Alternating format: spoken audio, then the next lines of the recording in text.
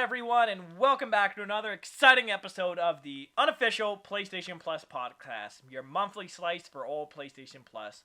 News, reviews, reactions, opinions, we got them all every last Sunday of the month when we're on time. Oh god, I hope we're on time this month. I'm your host, as always, Vincent Kenny, and joining me on this very special episode is our very lovely guest, the love of my life, the soon-to-be Mrs., the moderator for my Twitch chat. It's my fiance, Miss Sarah Lou. How are you? I'm fantastic. Happy to be here. We are here to talk all things about PlayStation Plus for the month of July 2021. But before we get to all that, how are you doing today, hun? I'm doing wonderful. I'm kind of nervous to do this, but here I am. Yeah, exactly. Because, like, you've been asking me for, like, months, like, back when I restarted this. You're like, oh, can I be on? Can I be on? Yeah. And now that I'm here, I'm like, why did I do that? I'm scared. But, yeah. Yeah, so, the thing we typically do with guests as the start, is what non-gaming stuff, you've been into. That being said, because we are a couple and we spend most of our time together, we watch pretty much all the same things. Yeah. So that being said, what things have you been enjoying recently? Well, I did just get my light novels. For No Game, No Life. Mm-hmm. And, well, like I always said, we discussed it a little bit off air. It's a little weird. But, no, it's alright. I like it. It's a preliminary. I was gonna say, yeah, because why that of all ones? Why did you like need to read the novel of No Game, No Life? Because like I don't know. It just the way that it ended, and I just really liked the anime. Well, also those were the only ones we could find. I don't think Chapters had the manga. Well, they didn't have it. No, they didn't have the full one, so I just got the light novels. Exactly. Because I think it has all up to chapter 10. The volume 10. Exactly. Yeah. So, but yeah, because you were also saying that, what was it, after, we both want the Tokyo Ghoul one, but that's like $130 or something. But it's gonna be a purchase in the future. Exactly. That's like an anniversary. That's a wedding gift. We don't want, what do you put on like a Christmas. What do you put on a, what is it, not an itinerary, the what the hell are you talking about? The wedding registry? Yes, a registry. Okay, there we go. Yeah, we don't want plates. We don't want doilies. Just put all manga. Yeah. Manga's on our wedding registry. And yeah, I guess. Yeah. But yeah, so obviously aside from Tokyo Ghoul, if there was a manga, what manga do you want to start reading? I want to get the Noragami ones. Okay. Is Noragami done or no? Still going. Mm-hmm. See, the biggest problem with me, it's like, oh, I want to get into it, but like I know it's just gonna keep going. At least with Tokyo Ghoul, it's like, all right, it's $100, but that's it's fully done. Yeah, I don't have to worry about new chapters coming out anymore. That's why like I can't catch up with like My Hero or any of that other stuff. Yeah, it is what it is. Any other shows you would like to read? Would you? Because what was it? I know you were a big Game of Thrones fan.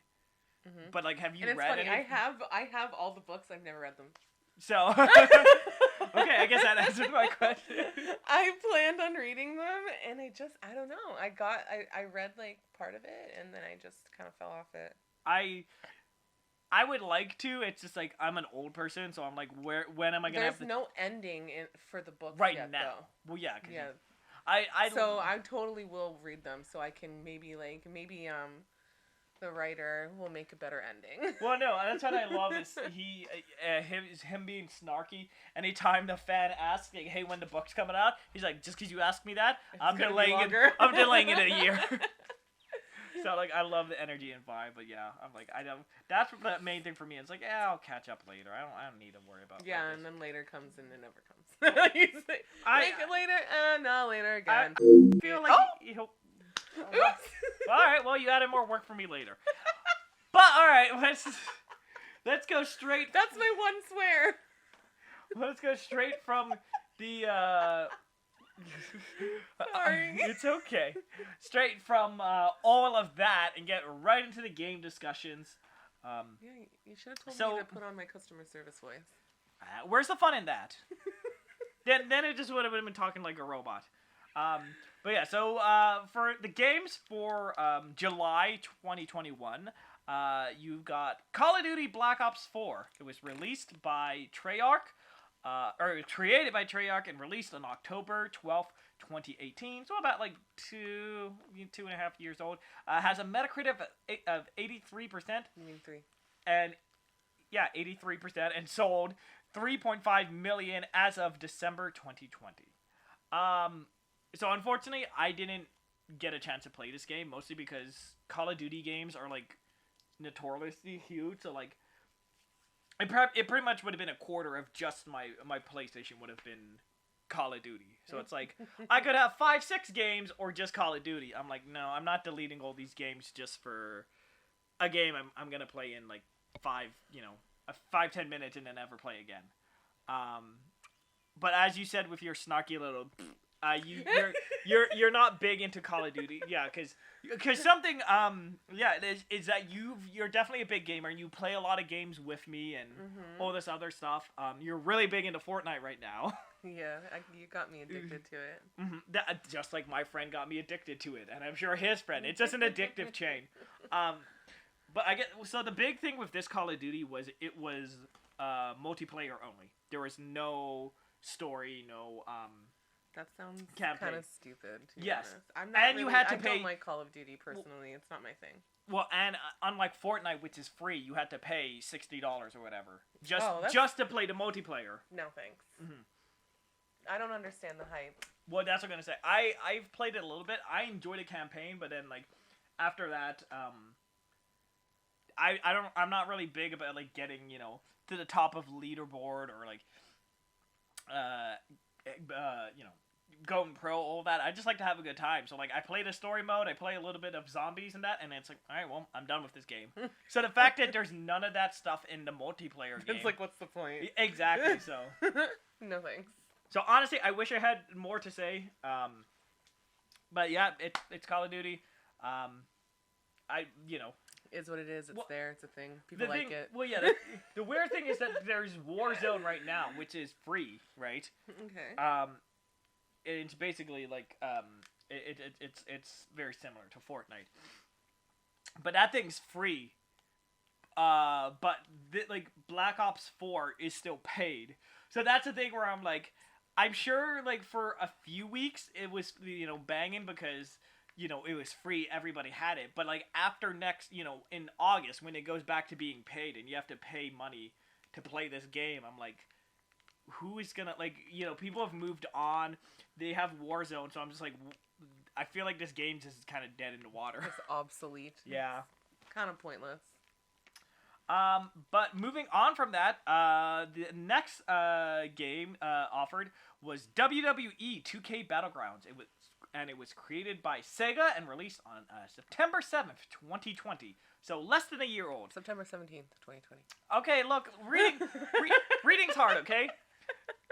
It has a Metacritic score of 60%, and while no sales numbers was reported, while no sales numbers were given, it was reported Battlegrounds had performed even worse than 2K20 during its first few days. Sales of the game on PS4 and Xbox One were 13% lower during its first 4 days than those of 2K20. That's a significant drop-off over the same time period when comparing WWE 2K19 and 2K20. So yeah, that's the first thing I need to get right off the bat is I am not a big wrestling fan. I've never seen wrestling. Like you said, you've watched. I used to love wrestling when I was little, like WWF. That was poppin'. Yeah, so so I went into this game knowing nothing. All I knew about the last one, like they said, 2K20 was like it was buggy. Like people were like walking through walls, chairs were just flying through the ceiling. Like it was a mess. Which one was this one again? 2K20. Oh, so the 2K19 you're saying was a mess. No, the 19. Sorry. 20 was a mess. So they said, all right, we're not doing 2K21. We're going to take a year off, and we're going to do Battlegrounds. and people were still kind of upset about Battlegrounds. They're like, it's a disappointment and blah blah blah. So like, I'm nowhere. The one you played the other day. That's right? what I'm gonna say. Yes, I'm nowhere near an expert on this. So maybe the wrestling games fans could speak to what's awful, what's bad. When I played them on stream, it was kind of fun. I had fun. I was super surprised, to be completely honest, because I was like, eh. Yeah, like that's what I'm gonna say. I'm not an expert, so maybe it's more, minute stuff, like different characters and all that other stuff. But like, I enjoyed it for what it was. Like, it was cool. I had fun. But again, I'm fully gonna admit, I'm not the wrestling fan. I'm not the person who buys wrestling games every year, let alone watches wrestling games at all. So wrestling, yeah. That's what I say. So like, because as you said, I streamed it over on Twitch, twitchtv.viralvinny. Come hang with me sometimes, like play games when I'm not like dying of heat exhaustion. Yeah, but I played it and I wanted to. I wanted to play it again actually, and then just I had extenuating circumstance come up. But like, I don't know. Like you said, what was it? Oh God. This is my filling time song. 63. Yeah, like it has a 60 on Metacritic. So like it's not awful, but people clearly don't like it that much. Yeah, and that's my thing is like I enjoyed it, but like I'm not really an expert. I don't know. I enjoyed it for what it was. That's what I'm saying. There's not really any high expectations for me for a game like that. That's what I'm saying. Maybe it's just because of that like I went in not caring. Yeah. So it was like, oh, okay, I'm pleasantly surprised. But then when there's people that are probably expecting something like big. Exactly, or like, oh, this is gonna fix wrestling, and so I don't know. I enjoyed it for what it was. I'll definitely try and play it again. But yeah, like I think I do. I guess the only thing for me is like I never fully went into the shop, but I saw I could already see the like the jewels and the coins and like how they're trying to get you to spend money. So I gotta pay money on that shit. Well, like it's kind of like Genshin or something like that. Where like, hey, you could just play the game for free and work really hard. Or you could just give us money and then... Yeah, but no. But much like Genshin... Genshin has taken too much of my money. Exactly, that's the thing. It's like, it's all purely random. So it's like, hey, you might get this character if you give us $3. But you might also get the same character you already had 3 times. Exactly, so that's what I'm saying. I don't know how any of the shop stuffs, maybe that's broken, but overall, I enjoyed it. Like I said, the main thing is you just gotta... Again, the combat is very mindless. You're just literally beating up dudes. It's just like a game. I feel like you'd play with like maybe some like buddies. Yeah, exactly. Have a couple drinks or something and laugh. Like I don't know. It's not something that I would really put high expectations on. Exactly. But yeah, so we're gonna move from that to the final game, the PS5 game for the month, and it was A Plague Tale: Innocence. It was created by Asobo Studio and first released on July 7th, July 7th, 2021. That's for the PS5 version. The PS4 version came out about 2 years ago on May 14th, 2019. It has a Metacritic of 81%. And as of July 1st, 2020, it has sold over 1 million copies. So, full transparency going into this. I already told you this. I already told you this. I was like... Hey, because you've been bugging me, you keep asking me, you're like, hey, I want to be on the show, and the thing is, I always try to tailor the games, like, to the specific guest, where like, I'm not just gonna you're gonna put me on blast here? No, so I like to make sure, like, because again, like, what was it, way back, in 2019 or whatever, I had my friend, Mr. Philip McKay, because he's big into The Last of Us and baseball. So it was both those 1 year. And then Mr. Hunter Grears, because he's big into indie stuff. So you hit me up and you were like, I want to be on the show. And I've been watching. And then Don't I you saw... dare. I saw... Don't you dare, Vincent. I saw A Plague Tale. And you were like... All I said was I played it. And yes, he assumed that meant that I beat it. Yeah, because so you said, like, oh, I've played that game. So I'm like, awesome. I literally played like an hour. Yes.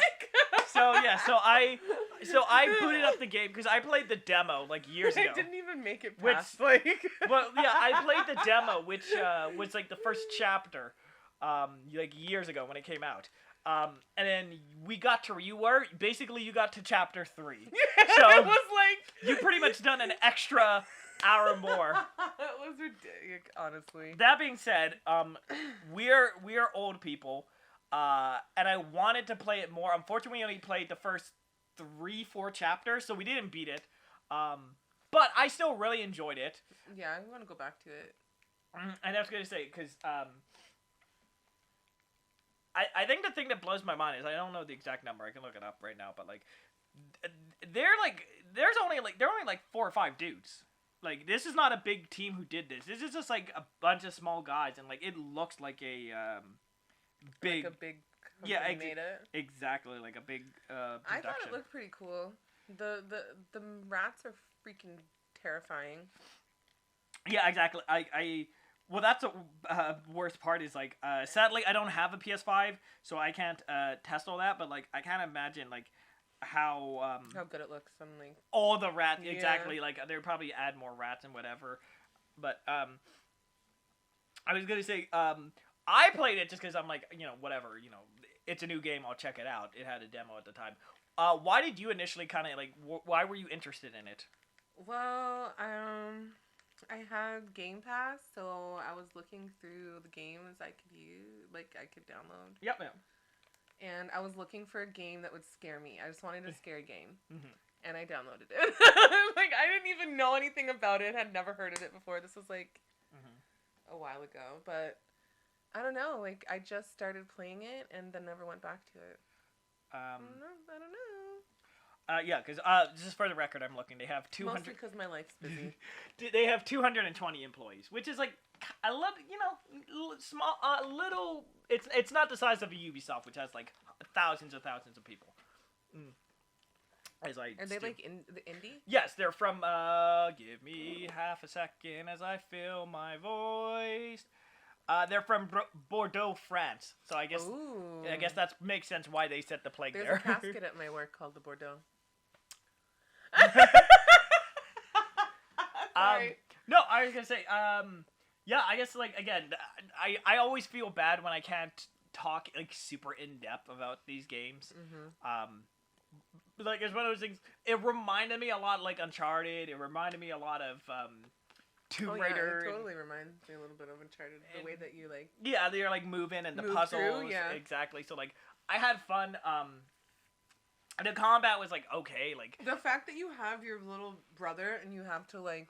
tell him what to do and worry about him and stuff like that, I feel like that's really cool. Exactly, yeah. Like, I'm very, unfortunately I didn't play for you, and well, maybe I'll do it off stream. I guess the only thing is we share a lovely booster juice. It's not being to sponsor this episode, because I think I did it before. The one thing I was going to say is, eventually I would like to go back and play it, eventually, get to it. I guess when we have a chance. Will we ever have a chance? It's like we always have so many things we want to do. Yeah. But I guess the thing I'm gonna just throw out to you, even though you've seen nothing about it, like I'll show you after, are you excited at all for the new one, or like? I feel like I've seen it. We watched. It was on. I think it was because we watched the Xbox conference. Yeah, we watched. So it was there. It was there for like 5 minutes. I think it'd be cool. I don't know. I like the concept of the game.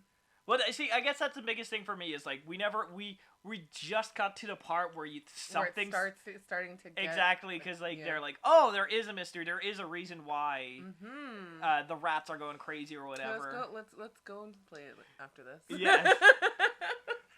Now I feel like playing it. Yeah, I know. But any last thoughts on the game? Like I said, I enjoy it. It's good. I can see it's why it's worth the praise. I guess the biggest thing for me is like, oh wow, I'm just really impressed how such a small team did such a good job. Yeah, high five. Yeah. Pat on the back. Also, I'm looking right now. I guess they were bought by Microsoft because they also did the new Microsoft Flight Simulator. So yeah. Oh, cool. Yeah, flight simulators. Cool beans. That's a bit of a jump. All right, we're going from rats to the rats eating people's face to okay. Well, here, fly to the airport. Do that other. Fly me to the moon. Okay, but we're speaking of moons, no, I'm just joking. Yeah, we're gonna use that moon. I don't know. There's a transition in there I can't find. But we're gonna just transition to the news. But before we do that, this is an independently funded show. If you'd like to have your products discussed or sponsored, or just want to work with us or other thing professional YouTubers say, you could write into the show. PlayStation. Oh God, why am I so unprofessional? I'm just holding it down with a song and singing along. You can write into the show for sponsorships, as well as just to give us your feedback and thoughts. PlayStationPlusShow@gmail.com. There's no sponsor for this episode. So again, we're gonna give a free shout out to Dr. Pepper. I think I said this already before. I'll say it again. It's delicious. It's nutritious. I don't know about the last part. No, Febreze. Febreze is not delicious. You can't drink Febreze. Yeah, but it makes your air smell like Hawaiian aloha. I didn't know a Hawaiian aloha smells like spray cologne with a slight hint of dog poo. Vincent! So we are going to transition over to the news, which has I'm the pressing news. 1, I'm so excited for the news. 2, 3, 4, 5, 6, 7, 8, 9, 10, 11, 12, 13, 14, 15, 16, 17. Yeah, that's the thing I talked to you about before. We got 17 news stories, guys. Yeah. I still... Thank you for the lean in. That's the thing I was talking to you about beforehand, because normally it's like 2 or 3. Last month was awful, where like I literally had to scrimp for stories, and even then it didn't come out properly. So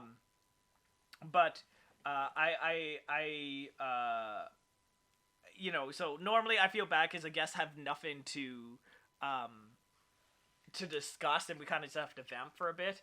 The one time you're on, we're like, I've tried to kind of keep you kind of informed about like the basic stuff and some of the stuff that's going on and whatever. Like I told you about the whole ugly Aloy thing with like the makeup. When like they were saying like, oh, like she's not pretty enough and she. Oh yes. Yeah, exactly. So I've told you like some basics, but I feel so awful that like the big heavy month is the one that you have to be on. Yeah. So our first story comes to us from PCGamer.com by Andy Chalk, and it is regrettably another update of the Cyberpunk Corner. This shit's been going on for a long time. I thought this was over. I thought we were done. No, there's another update. It's that despite Sony's warning, Cyberpunk 2077 is massively popular on the PS4. Cyberpunk 2077 was in a notoriously rough shape on last-gen consoles when it launched last year, to the point that Sony outright kicked it off the PlayStation Store. It remained unavailable on the PlayStation platform for a full 6 months until it was finally returned on June 21st, with a warning from Sony that it still runs like crap. Literally, if you go to the store page now, it says, important notice, users continue to experience performance issues with this game. Purchase for use on PS4 system is not recommended. For best Cyberpunk experience, play on PlayStation 4 Pro or PS5 systems. So, like, it says that on the menu when you go to buy it, like, hey, this game is kind of trash, just don't buy it, but we'll still take your money. Anyway, although that official pessimism plus bad word of mouth and a Metacritic averaging score of just 57%, it appears it has not dampened interest in the game. According to a PlayStation blog update, Cyberpunk 2077 was the top downloaded game in PS4 in North America and Europe, beating GTA 5, FIFA 21, NBA 2K1, Call of Duty Black Ops Wars. Apparently people just waste their money. Despite being only available for 9 days.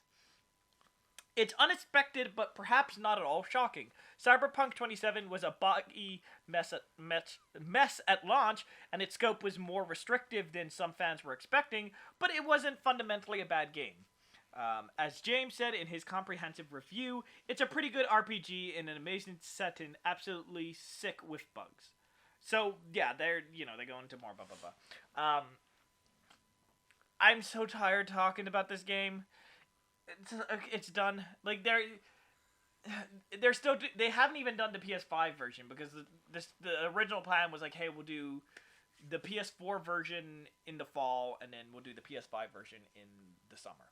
And the PS4 version was so broken, they're like, all right, we're gonna push the PS5. It's coming out like next year, and so it's not even out yet. So yeah, well, on PS5. It's not out on PS5. Yes, exactly. So I'm just like, I just want the story to be done. Unless you have anything to say, I'm just so tired of talking about this game. Like, we don't have to talk about it. I don't care either way. We had Mr. Richie Stevens a few months ago, and like he said, like, it's a good game. Just either play the game or shut up. I'm tired of talking about it. But facts. Hashtag facts. I think at this point, like, if you're not interested at this point to check it out, you never were gonna check it out. But we are gonna move on from that, from a high-selling game, to BollywoodInsider.com, which reports, as of June 2021, the PS5 and the PS4 are the best-selling consoles of all time in India. Whoa! And this comes to us from Jeremy Hoffman. So yeah, that's just a little fun story. It was gonna be, blah blah blah blah. I originally added that at the start of the month. It's a cute little fun story. Okay, like, hey, it's the best-selling console of all time in India. But then literally about 2 days ago, Sony actually issued an update, and this story comes to us from Polygon.com. Despite the supply shortage, the PS5 is Sony's fastest-selling console ever, selling 10 million units in 249 days. Damn. And this comes to us from Owen S. Good. And still no one...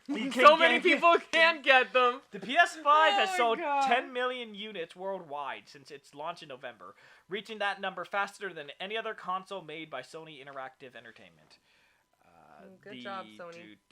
By comparison, Sony announced on, August 12th, 2014, that the 10 million PS4s had been sold 271 days after its launch. So what was it? So it did it in, I'm bad at math, like 30 days less? Like 20. Yeah. So it still did it. It still did it, like, with the time to spare. Sony was less enthusiastic about the weaker selling PS3, announcing in October 2008 that it expected to launch the console, which launched in 2006, to reach 10 million units. Blah blah blah. Okay, whatever. So yeah, that's Microsoft has not announced hard sales numbers for the Xbox Series X, which launched November 10th, 2020. On Tuesday, however, Microsoft Chief Executive Satya Nadella, right there. Satya Nadella? Apologies. Told investors that the Xbox Series X and Series S are our fastest selling consoles ever. Industry analyst Daniel Ahmad said his firm, Nico Partners, estimates 6.5 million Xbox Series X and Series S units were sold. That's still impressive to do, 6 million in 7 or 8 months. Like, it's still really good numbers for both of them. Sony's statement on Wednesday acknowledged the fact that the PS5 hit this milestone despite facing greater demands and supply constraints than any of its predecessors. Pushing through supply chains and a global pandemic, we're proud to have delivered such a transformative gaming experience. Blah blah blah blah. So yeah, there's not much to say about it. I think good on them. It's cool. I guess the main thing for me is, like, I as a lifelong gamer, it is kind of cool to see gaming go from, like, I remember, like, I feel like such an old person, but, like, I remember you know, being that weirdo, going like, "Oh, you play games or whatever." Like, you're like, it was one of those things. Like, now everyone does it. Like, you know, Yeah. like everyone at least had like, even if it's only for like baseball or Call of Duty or a few games. I don't remember there ever being a time when people, well, maybe like the older people, but But like, it definitely it's not popular as it is now. That's what I'm saying. I guess it's more yeah, for sure, I can see that. That's what I'm just kind of impressed. Like, yeah, cool. Like, it sucks people can't get it. It sucks that it's sold out everywhere. But there's really a game for everyone. Exactly, yeah. So I'm just happy that you know, because what was it, years and years ago, in like, you know, 2013 or so, there were like genuine, like, a lot of analyst people who were like, oh, consoles are dying. Everything's gonna be on cell phones. Cell phones are the future. I disagree. Yeah, no. So like, and right before when the PS4 launched, they're like, "This is the last one, guys," and then everything's gonna be on your phone. Like, after this, they're not gonna have consoles anymore. And then we've seen that's not true. That is not true at all. But also, cell phone games are still fairly big. Like, you know. Yeah, they're a lot better than they used to be too. Exactly, like Genshin and Pocket Camp and all that. Like, there's still a lot of cool mobile games. It's just like there's room for both. Neither of them have to necessarily compete with each other. Exactly. But we are gonna move on from that into the next, into some fun patent news. And the first one of these come to us from trustedreviews.com by Gemma Riles. With the rising popularity of esports each year, online gaming tournaments are nothing new, and the format is responsible for some of the most popular games. Sony is taking this to the next level with their patent suggesting that they could become the #1 platform for gaming tournaments in the future. The new PS5 system would allow players and developers to host gaming tournaments using built-in features to the PS5 that can create tournament brackets without the need of a dedicated mode in-game. Not only a potentially great way to streamline usual overly complicated console gaming competitions, but this will also take advantage of the PlayStation Network to generate these brackets outside the games you're playing. This means that multiplayer games won't need to implement such modes, as they'll be built into the PSN directly. So yeah, so kind of just a very, it is kind of interesting, because basically they bought this fighting game tournament a few months ago. COVID time is weird. I'm like, wait, was that 2 months ago or is that 2 years ago? Really? No, but it's been really weird. They've been, for some reason, like, I don't know why they're getting really into multiplayer games. Probably because that seems to be like really popular. But right like specifically like fighting games. Like every other week, the PlayStation YouTube is always doing like Soul Calibur, Mortal Kombat, Tekken, Street Fighter. Like they're always doing a different tournament thing. So the initial, like, so honestly, like, this actually isn't that weird to me, because it's like, okay, cool, this seems to, I don't know why they're getting into the fighting game market, but so this kind of makes a lot of sense to me. And something I've always, way back in the day, there was this PlayStation fighting game, and I signed up for this tournament thing, and it was really annoying because you actually had to coordinate with the person. You have to like give each other your email, give each other like your phone number, go like, oh, I'm free this day, I can do this. Like, it was a whole hassle. So like, if I can do it with the PlayStation, like, and do all that, like, that would make it so much easier.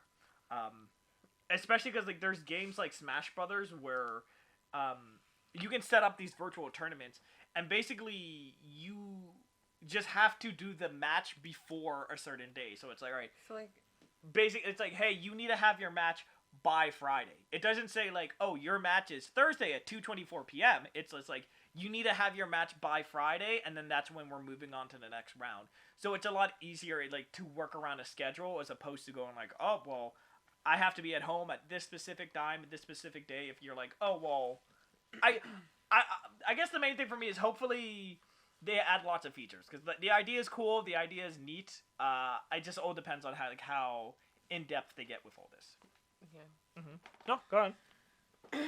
I like the part where they said, because so I'm guessing like games that are specifically for Sony, they wouldn't have to Well, put not that just into the game. Well, not just them. Like really anyone. Like Call of Duty or whatever. If you want. But then if you're using it on an Xbox and Xbox No, doesn't exactly, have that, so yes. they would have to put that feature in it. Exactly. Yes. Yeah. So yeah. So That's the thing. Like. it would have to be for only specifically That's Sony games. I guess that's the weird thing is most games already have that, so I'm not quite sure why they wouldn't add it. Like that's what I mean. Like I don't. Maybe you can do like you can do a tournament for Skyrim. Like it doesn't specifically say it has to be you. He's just saying you can set up a tournament. So maybe it's like, hey, whoever. There's definitely a lot they can do with it. Yes. The possibilities are endless. Exactly.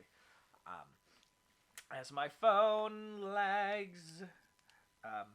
So we're going to move on from that patent to another one. Patent renewal, other thing. Sony has renewed the PlayStation Home trademark. Oh, I read this earlier. As he dies. I'm sorry, there was one too many strawberries in that booster juice. The seeds, they were trying to kill me. This comes to us from Gamerant, and by I apologize, Kazuo Sato. Kazuo Sato. Yes, I apologize. He's terrible with names. Despite the service being defunct for several years, it seems that Sony is not done with PlayStation Home. Its online social space for PS3 owners that was in service from 2008 to 2015. The service was fully shut down in March 2015, a full 6 years ago, and until recently there was no reason to expect Sony to use the IP again. Despite Home's shutdown, Sony has recently renewed the trademark for the service. Possibly, but not definitely, suggesting that the service, at least in name, will come back in some form in the near future. The current trademark will reportedly last until 2028, but other details are unclear, and Sony has made no official statement. So right now, this is kind of a non-story, but I will never turn down a chance to talk about Home, because it was the weirdest thing ever, and it was awful. But I loved the ever-living god out of it. Because, like, really, all it was like Second Life, where, like, you just went around and you talked to me. It was just like a virtual chat room, but, like... With VR? No, this was, like, years before VR. So, you just went out and hang. But, like, I kind of liked the social aspect that, you know, you had an individual apartment, and depending on the games you played... it will actually unlock stuff in your apartment. So, like, you would get little, like, anytime you completed a game, you get a little statue, or, like, if you got a certain trophy, it would give you a bed or furniture. So, like, it actually, like, the more you played games, the more free stuff you got, the more, like, and like I said, it was a fun place to... They had, like, all these different lands, so there was, like, a movie studio and a golf club. They could really do a lot with that with VR. Exactly, and they had, like, there were certain, there were certain areas based off of, like, PlayStation games, so, like, they had, like, an Uncharted area where basically it was set up like a movie, so you could go around a level in Uncharted, but, like, there was cameras and light posts and all this other stuff to make it... Yeah, so, like, it was really cool, and, like I said, you could talk to people. There was, these different games. I know there was this AR, like, mystery thing where, like, you had to go into game, get the game, or play the game, get a code, use the code to go on a website, read this mystery, go back into the game. So, like, they did a lot of cool stuff. But at the end of the day, it was just a virtual, like, chat room. Like, yeah. Like, the one thing I remember is that was cool was, like, there was a movie theater that just showed trailers. So I was just going in, like, to watch, like, 3-4 minute trailers. I could have watched them on YouTube. Like, I had a cell phone at that point, but I'm like... nah, man. Let's just... Well, that's the main thing I told someone is, like, I think it is kind of cool that, like, kind of like Comic-Con and all that other stuff. Not everyone can go to all that stuff. They don't have the fun or the ability to do so. Mm-hmm. So I was really appreciated. Like, I think it was some random DJ, but I just remembered it was like this concert, like, in the desert. I think it was sponsored by Red Bull, but basically it was just like Fire Festival. No, sure. yeah, so like I loved home for like all the little stuff, but like I can fully admit, like from a gamer's perspective, like the actual like it had pool and it had bowling, but like they're all kind of like man, there was not there was a trivia game, but like none of it wasn't this amazing, fantastic thing. It wasn't like this like amazing place. I kind of just enjoyed it for what it was. It was a fun place to hang out. Socialize without actually yeah, socializing. exactly. Just talk to people. Well, actually, I have two quick fun stories. The first one, I've told this before about the time that I catfished a bunch of people. Yeah. That again, I was a child. This is very wrong. I shouldn't have done it. Don't do this. Don't catfish. But basically, I made this young, hot woman in like the shortest skirt because I was cheap, so I didn't buy anything. So like the shortest skirt that was free, and like the whatever the most sexiest outfit I could make. And then I made this like I basically took all the sliders and I just put them to the other side. So I made this like fat balding guy, but like I gave him the same shirt and like pants, so he was matching. So I would go out and I would like talk to people and I like because there was the main hub area. So I'd flirt, and I'd be like, "Ooh, hey, come back to my apartment. Come, come, meet me." God. And then they'd be like, "Oh yeah," and I'm like, "Oh," and let me slip into something more comfortable, and then I go into the thing. And the best part was when you went into the closet, your character model would just like turn white while you're in there. So like they thought, "Oh, okay, you're really changing." And basically, I would change from the girl to the creepy, sweaty man, and they'd be like, "Oh no, I don't want this. I don't want this." And then the best part was when you left someone's apartment, it always took you to the same central area. So I would chase them out of the apartment, and I'd be like, "Why don't you love me? You loved me before. This is the true me. You should love me for me." Very mean, very You troll. Yeah, very mean, very, very. Don't do that. Yes. He was a dumb kid. Yes, it's very mean, but kids are dumb. But I will say, and actually, kind of semi interestingly, that is how I met one of my exes. Was I met her on what was it? I don't even remember how or where, but basically, yeah, we met on home and we went to talking, and then like, basically. It's through home that I met her, which I'm sure there's plenty of other people who met spouses, friends, all this other stuff. Significant others. So like you said, like I really want them to bring it back just so there is that kind of. Oh, so you can find a new girl? No. No, because I'm happily engaged to you. No, because to have that space, because like right now. There is this thing on PlayStation where like you can join clubs and this other stuff, but honestly, it's like, hey, there's new posts in like the anime club, and I'm like, I don't care. I'm here to play video games. So like, because there's always these updates, and I'm like, I don't care. I'm not gonna go look. I'm not gonna like when I turn on my console, it's to play video games. But like when I went into home, there was that thing like, all right, cool. This is a social app. I have to talk to people. So like, I don't know. I love home. I could just like. Gush about like what you could have done, ways to improve it, to what do it. Can do. Yeah, like how do you? Where they should take it. Like you said, like like basically just make it VR chat. Like just do that, and I think it like again you could sell PlayStation. I think it would be awesome because yes. I want to play VR chat. But yeah, so nothing right now. Hopefully we'll see. Hopefully they do something with it. But, fingers crossed. But time will tell. And our last kind of semi. Oh god. Patent. Yes, thank you for reading my brain. Type thing comes to us from techraptor.net and is player kicking microtransaction patent by Sony, and this comes to us by Robert N. Adams. Sony has filed a new patent that describes several methods for allowing spectators to kick a player from a game, and one of the methods described involves paying a microtransaction. We've all been there. You're stuck spectating a game after grouping up with a friend, and we have to sit and wait to get back into the action. You might get lucky if someone leaves, and you're allowed to backfill. More often than not, however, you're going to have to end up waiting for the game to be over before you can join your buddies. Soon, that might change, thanks to a new patent filed by Sony. Oh, this new patent showcases a worrying new form of microtransaction, paying a fee to remove someone from a game in progress. Nah, that's weird. I feel like that's ridiculous. So it does some lawyer stuff that I'm just gonna skip over. In short, a person can pay a fixed fee to kick someone from the game, or a bunch of spectators can split the cost for kicking a player. Mind, this patent isn't about the microtransaction. It just covers a number of potential scenarios where spectators may wish to kick a player. Those include voting a threshold system, a mode based on player skill level, and an auction of all things. A good patent will cover as many scenarios as it can to get away with, and the microtransaction for kicking a player from the game is just one portion of a lengthy document that explores the patent in extreme detail. Ultimately, this patent is all about defining a bunch of systems that will allow spectators to kick a player from a game. So that is the super short. What was it?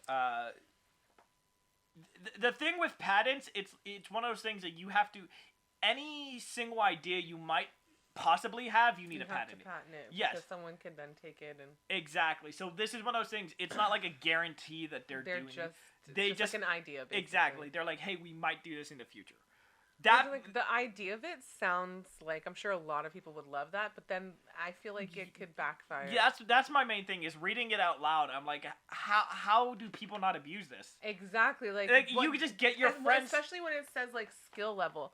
So, like, people who have a lower skill level or something and they want to enjoy the game, they might end up getting kicked out just because they're exactly. Like, that to me is just not fair. Yeah, so that's... And not everybody has money to pay their microtransaction. I think that's scummy. I hope that doesn't come. Like, I'm fine with the idea of this, but, like, paying for it is just, like... ridiculous. I feel like maybe, like, a voting system or something like that, sure.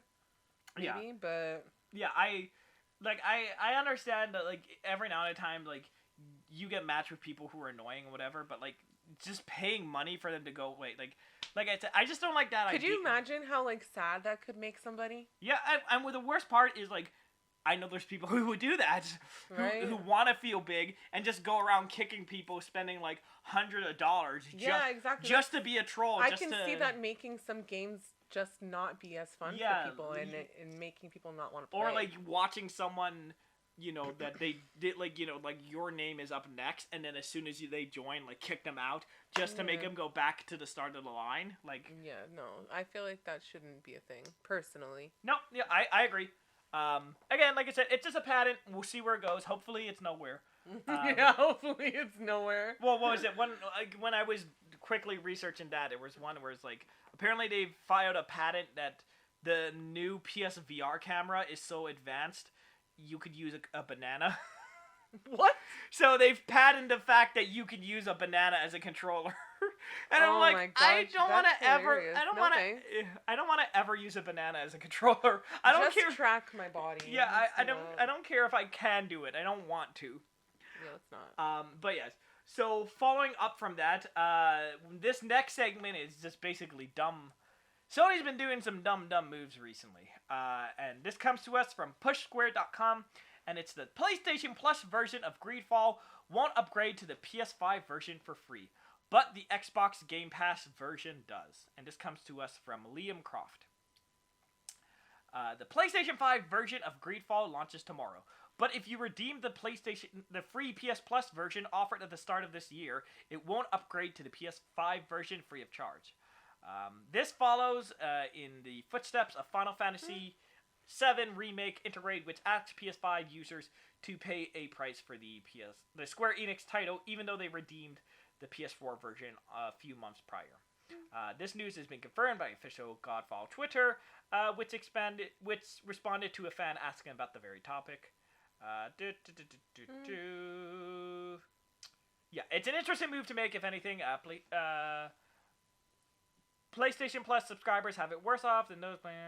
Okay, that's editorial horizon. So that's a super short. So they offer, let's just use Call of Duty as an example. Or, sorry, I understand what's being said. Well, yeah, Plague Tale. So, like... It was offered for free on PS4. Well, so basically what it is when, like, the PS5 version launches, right, you can upgrade for free. This is the thing I think a lot of people get confused of. You don't have to buy the whole game again. They're gonna make you pay a fee to upgrade. Exactly. So you won't have to pay the full game price. Exactly. I think it's usually just like a $10 fee or whatever. So it is still annoying. Yes, I'm gonna say that. It's annoying that you have to pay that fee. I honestly don't think it is. Well, okay, I'll let you go on in a second. The only reason why is because I feel like the PlayStation 4 version and the PlayStation 5 version are different. The PlayStation 5 version probably takes more. They're, in terms of like content, they're the same. It's just like this one runs a little bit. Yeah, the content exactly, but it probably took more effort, more time to make it. So like them asking for $10 isn't really much. Like if it was $10, like, I feel like $10 is fine. Yeah, especially because you got the game for free. Well, I guess the only thing for me is like a lot of other games have been doing it for free, so it is annoying where it's like, hey, everybody. Well, at the same time, then just because everybody else is doing it doesn't mean that they have to. Where's a bridge? If they feel like their work is worth that $10, then you know what? If you want it, you're gonna pay it. Yeah, exactly. It's like, and if not, oh well. Yeah, exactly. I still much prefer the $10 fee than making me just buy it all over again. Exactly. It's just like I understand why people are pissed, and like they said, and it's everyone's also pissed about something. You can't please everyone. But it is kind of annoying that Xbox does it for free. Well, Xbox just knows where it's at. Like, I don't know. See, that's what I'm saying. I think that's that's Sony's issue. Well, also the biggest issue is that at least with Final Fantasy, they told people beforehand. They're like, hey, don't download this. This is gonna happen. With Greedfall, the game was out for like 2 or 3 months, and then they made it. So, like, if you had done it back when it first came out, you wouldn't have known. So it is kind of annoying that they did that after people claimed it, because 90% of the people would have claimed it when it was free, not thinking about it. Well, then play it on PS4 for free, and cry me a river. Like, if you can afford your PS5, pay the $10 to upgrade it and get over it. I understand why people are pissed. It's not the end. I get it. I can feel for you, but at the same time, like, just it's not the end of the world. Exactly. It's not like, again, that's the big thing. People act like, oh, I've got to buy it all. It's a $10 fee. It's fine. Like, the one that upsets me is what is it? Oh God, Ghost of Tsushima, because that's technically $40 to upgrade it. Yeah, basically. Which is like that's dumb. Honestly, if you love the game and you want to support the people who created it, I feel like, you know what? Yeah. If that's what they want and that's what they expect, pay it. Well, yeah. At the end of the day, like, who are you to really complain about it? Just because it was free? You got lucky. You got it free for the first time. Well, yes, that well, that's also true. Yes, most of the people who were gonna do the upgrade probably would have, because that's always a weird thing. It's only the PS Plus digital version. So if you own the game on a disc, you don't have to pay that fee at all. And if you owned the game before PlayStation Plus, you don't have to pay it. It's only if you bought the game during that window. So, like, any of the real fans who bought the game day one, they already own it. So this doesn't affect them at all. This is only the PlayStation It's the cheap people. It's the cheap people that don't want to spend it. They're like, no, man, I got that free. I want it free. No. Life ain't free, bro. Life ain't free. And speaking of life being tough, it turns out that Kojima has a new love, and that's comes to us from GamerRant.com. Hideo Kojima and Xbox games are moving forward. Xbox is expanding. And this comes to us from Aaron Klutz. Xbox has been expanding its portfolio of exclusive and first-party titles very aggressively in recent months. While most of the company's efforts have focused acquiring new studios to develop new first-party titles, rumors also began circulating a few months ago about talks between Xbox and Hideo Kojima for a new Xbox exclusive. Rumors of the discussion began back in April, while some sources saying that Sony originally passed on Kojima's next game before the discussion began with Xbox. More recently, there was rumors. There we go. Okay, so Okay, so here's where it is. Basically, the new update on the relationship between the two comes from GamesBeat, who says that Xbox and Kojima have signed a letter of intent. The letter is still far from an official contract or a publishing deal, but it does signify that both parties have agreed to the framework of a deal. But lawyers still have to work out the finer details between the two groups. So that's the I'm just filling time to I make remember seeing sure. him. Was it on the Xbox thing we watched? No, I don't think so. Kojima? That guy didn't talk on any of the things we watched recently? Resident Evil? No.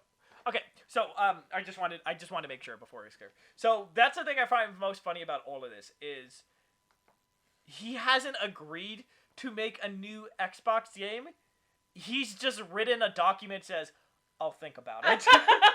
We might do it. Exactly. But you just don't know yet, but it's we like, might. Yes, Facebook status, maybe. It's complicated. It's like, complicated, yeah. That's, like, you know, obviously as a place, because he did Metal Gear, which is a very big PlayStation game, and he did Norman Reedus and his Funky Fetus. I played a Metal Gear game years ago. He's a big PlayStation tour, so I can understand why people would be upset. The main thing for me is the last Metal Gear he did, the company treated it like crap. They fired him. They basically, it was a whole tumultuous thing. He started a new studio, and he's saying, like, hey, I'm independent now. I can do what I want. I don't have to answer to a boss. Which is cool. Home boss. Yes, and the thing for me is it's kind of rude for this guy who was under this corporate structure for years, who, like, had all these people telling him what he can and can't do. It's kind of, like, stupid for him to go, like, okay, you're free, you're independent, but only make PlayStation games. Like, I think that's kind of rude. Yeah, it's kind of... That's what I'm saying. So I don't mind. If he wants to go make a game with Xbox, do it. Go make a game with Nintendo. Go make a mobile game. He should have the right to make whatever the hell he wants. If Exactly. He's independent on his own. Will I be upset, like, I can't play the new, Metal Gear Solid or whatever new game he creates? Yeah, on Xbox?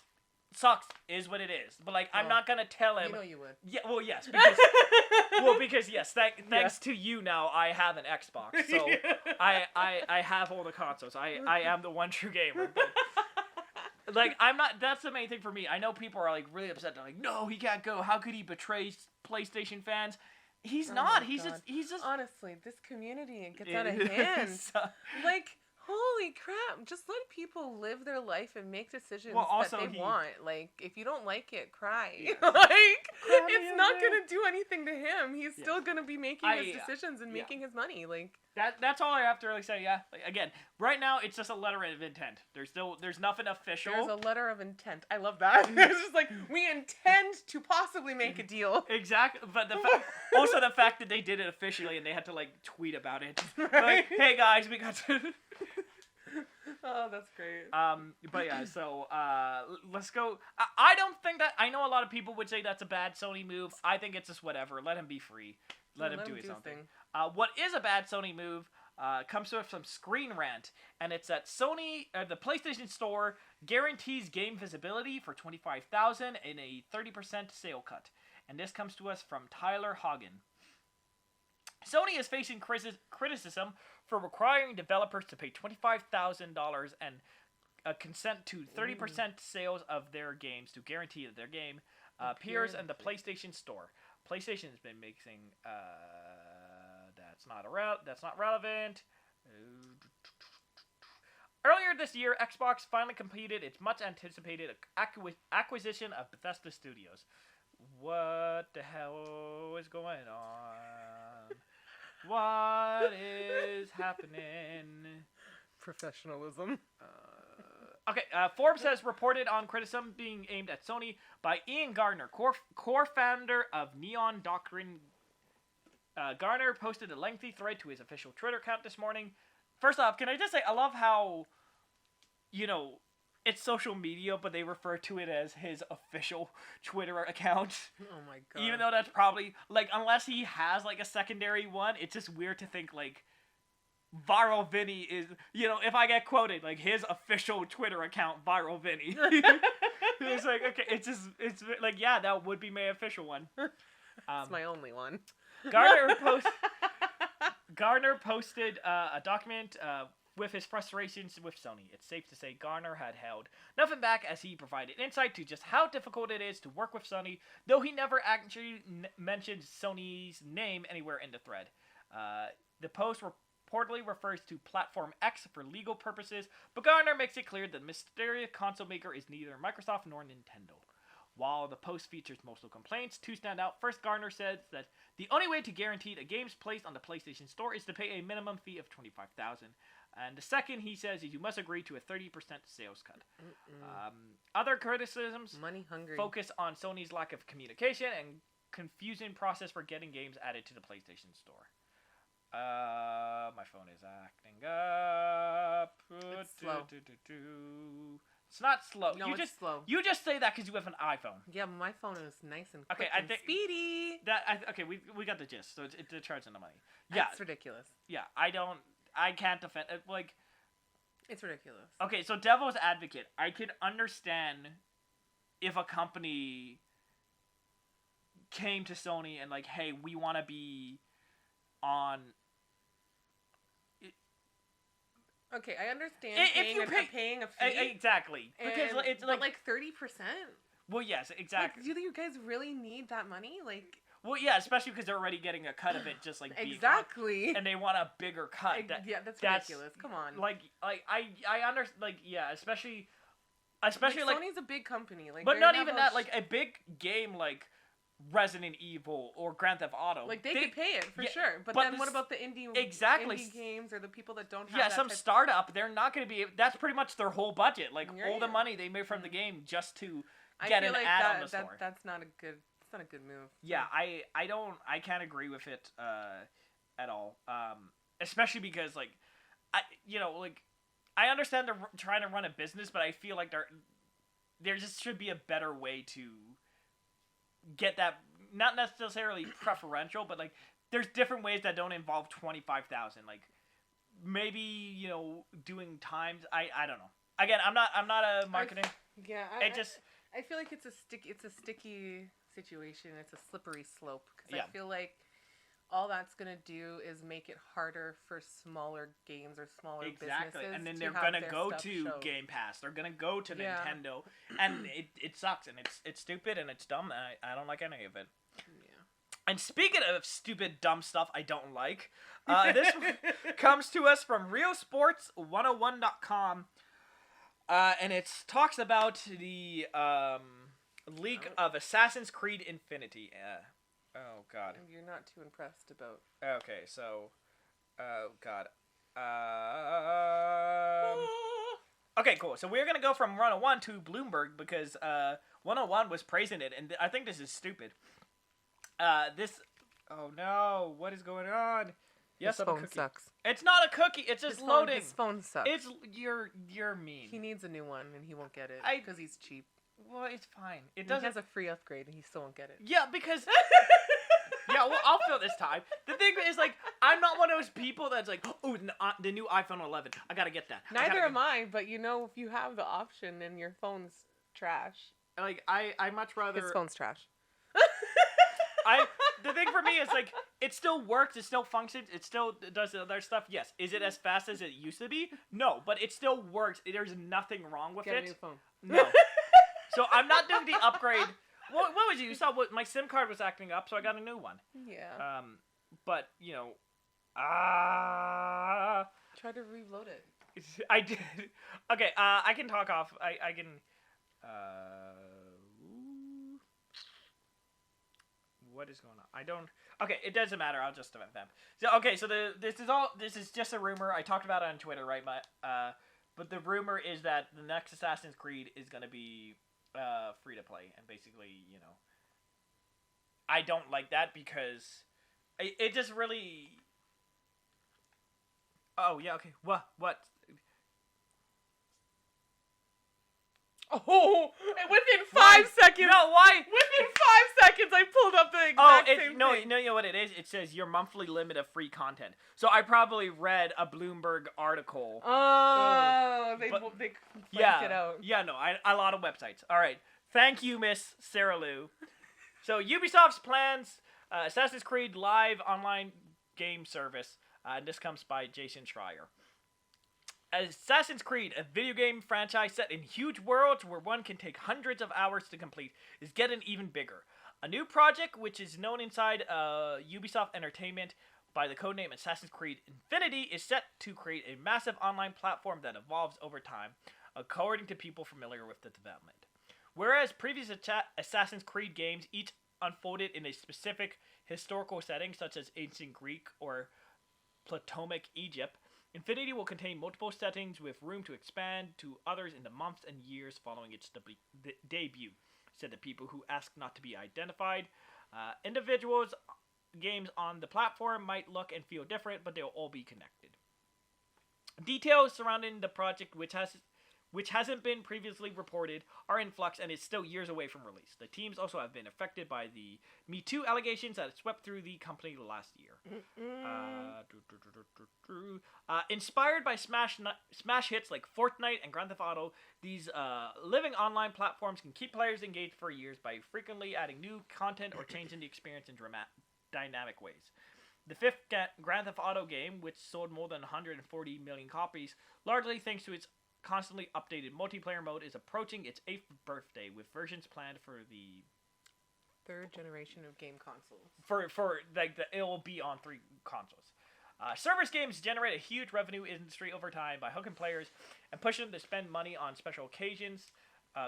GTA helped drive shares of its publisher Take-Two Interactive, up 42% since the beginning of last year.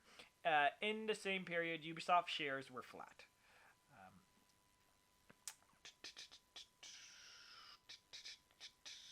I think that it goes again. It goes into more. So the reason I don't like that is, and actually I think you've actually played enough now that I think you kind of understand it.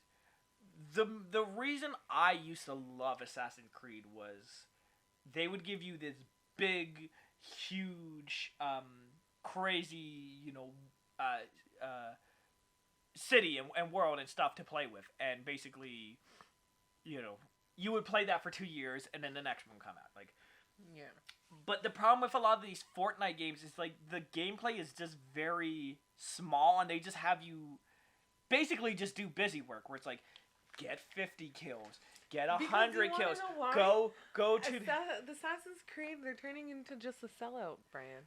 And that's what upsets me. They just want to go where the money is at, and they feel like that's multiplayer and all that. Well, no, it had multiplayer before, but in a different style. Well, that's the thing that upsets me is the new one. You can actually buy XP bonuses, where it's like, hey, you don't want to level up, just buy levels. I'm like, because they just want money. I know. People, they're not thinking about anything other than their bank account.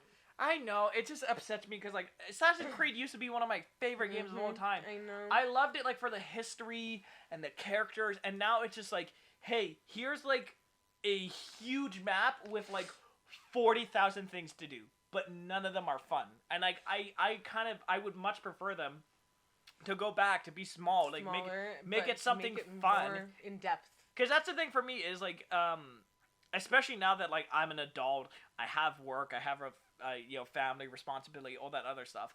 Anytime I see those big stuff like Skyrim, it's a turn on. Before I was a mom, I used to play the shit out of that. And now I'm there's no time. Yeah. That's what I'm saying. Yeah, you can play it for 5 hours and you're not even anywhere. Yeah. It's you've just been searching houses and stealing things. Yeah, it's oh wow, this game is 400 hours. I'm like, no, thank you. Right? I would never. Give me a 25, maybe. Exactly. Give me a 10. But yeah, so. Like you said, it is still in the early stage. It's just still years away. They haven't even officially announced it, but it just upsets me that, like you said, the worst part is a lot of people are like, oh, it's still early stages. We don't know it could be. And the worst part is I can totally see it. There's just gonna be climb this tower, climb that tower, kill this base, kill that base, kill 100 wolves, get this sword. I can just see it just being really, really boring. And I don't know. I know that But because I can see it still making them lots of money because for some reason that seems to be like a really popular style of. Well, yeah, exactly. Because it's easy to update. Because literally, just hey, this is pirates. Okay, climb that tower. Climb this thing. Kill this wolf. Hey, this is Japan. Climb this tower. Climb you. It's so easy to just put that stuff into different stuff. Where something I appreciate about the original Assassin's Creed was like, it was history that really wasn't that commonly covered. It was like the Middle East and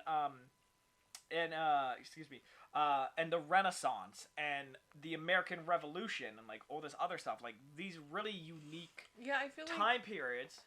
It was a good way to get into history and historical events. But the recent ones have been Egypt, Greek, Vikings. It's just they're kind of just going for the easy. What is it Vikings are cool. That's all right. Oh, cowboys are cool. That's all right. I feel like they're just going with the generic, easy stuff more so. I feel as time goes on, they're not necessarily getting as creative. Better or creative. They're just kind of and it's the same. Just selling out. Just want money. They're not really thinking about you making it good. Yeah. So we'll give it the benefit of the doubt. It's years away.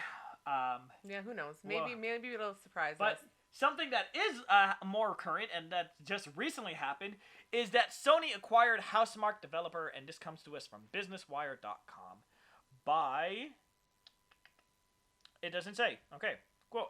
Just a heartless corporation. Just by a heartless corporation. Yeah, see, mine. Oh, okay, cool. Sony Interactive Entertainment has announced today that they've acquired the acquisition of Housemarque, a leading game developer and longtime partner of Sony Interactive Entertainment.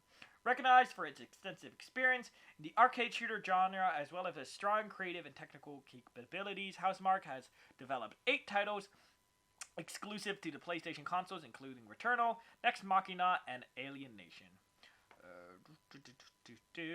I probably should screen this, but I'm gonna keep going. No, that's pretty much it for now. Okay, there you go. Housemarque they're headquartered in Helsinki, Finland, and they've been working on console and PC games. Okay, good. So right off the bat, nothing that crazy, whatever. I just want to kind of, I guess, always use this to say, this is why I personally prefer Sony's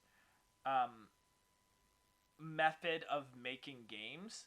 Because, like they said, they had been working with PlayStation for years. Back with the PS3, they've made, all these different games.